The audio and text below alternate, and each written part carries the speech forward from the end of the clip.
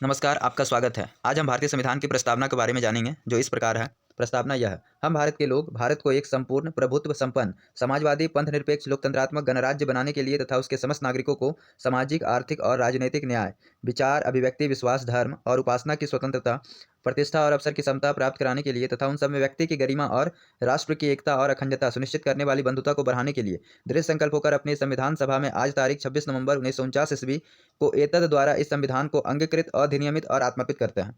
अब भारतीय संविधान की प्रस्तावना के अर्थ को हम आगे जानेंगे, जो इस प्रकार है। प्रस्तावना, भारतीय संविधान की प्रस्तावना भारतीय संविधान के परिचय अथवा भूमिका को कहते हैं। यह पंडित नेहरू द्वारा प्रस्तुत किए गए उद्देश्य प्रस्ताव पर आधारित है। 42वें संविधान संशोधन अधिनियम 1976 द्वारा इसमें समाजवादी, पंथनिरपेक्ष और अखंडता जैसे शब्दों को सम्मिलित किया गया। प्रस्तावना में उल्लेखित मुख्य शब्द के अर्थ नीचे इस प्रकार हैं। तो सबसे पहले हम जानेंगे हम भारत के लोग। इसका अर्थ यह हुआ, यानी इसका तात्पर्य यह हुआ कि भारत एक प्रजातांत्रिक देश है तथा भारत के लोग ही सर्वोच्च संप्रभु हैं अतः भारतीय जनता को जो अधिकार मिले हैं वही संविधान का आधार है।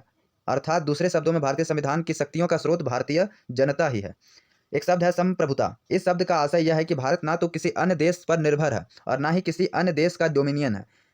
इसके ऊपर और कोई शक्ति नहीं है और यह अपने आंतरिक और बाहरी मामलों का निस्तारण करने के लिए स्वतंत्र है, यानी अपना डिसीजन भारत अपने आप ही लेने के लिए स्वतंत्र है। यह किसी बाहरी शक्तियों के दबाव में नहीं आएगा।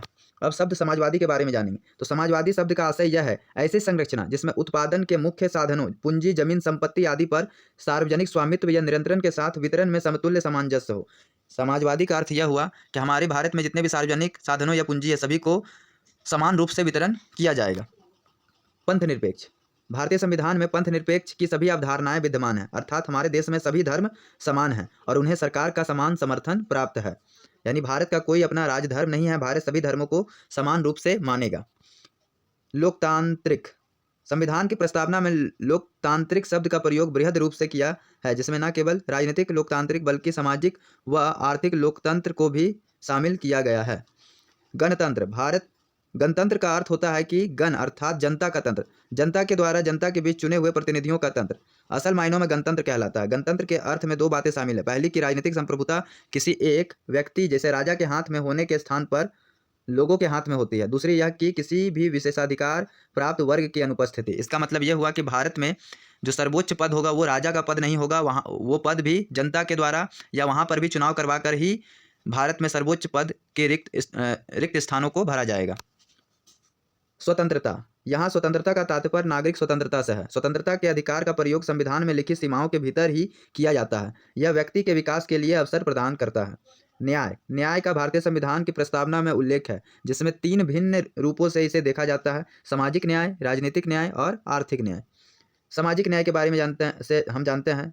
तो सामाजिक न्याय से अभिप्राय है कि मानव के बीच में जाति, वर्ण के आधार पर भेदभाव ना माना जाए और प्रत्येक नागरिकों को उन्नति में समुचित अवसर सुलभ हो या अवसर प्रदान किए जाए। आर्थिक न्याय का अर्थ है कि उत्पादन एवं वितरण के साधनों का न्यायोचित वितरण हो, धन संपदा का केवल कुछ ही हाथों में केंद्रीकृत ना हो। राजनीतिक न्याय का अभिप्राय है कि राज्य के अंतर्गत समस्त नागरिकों को समान रूप से नागरिक और सामाजिक अधिकार प्राप्त हो, चाहे वह राजनीतिक दफ्तरों में प्रवेश की बात हो अथवा अपनी बात सरकार तक पहुंचाने की बात हो, सभी को सामाजिक न्याय मिलना चाहिए, यह हमारा संविधान कहता है। समता, भारतीय संविधान की प्रस्तावना हर नागरिक को स्थिति और अवसर पर क्षमता प्रदान करती है, जिसका अभिप्राय है कि समाज के किसी भी वर्ग के लिए विशेषाधिकार की अनुपस्थिति के बिना किसी भेदभाव के हर व्यक्ति को समान अवसर प्रदान किए जाएंगे, यानी उपबंध किए जाएंगे। बंधुता, इसका शाब्दिक अर्थ है भाईचारे की भावना।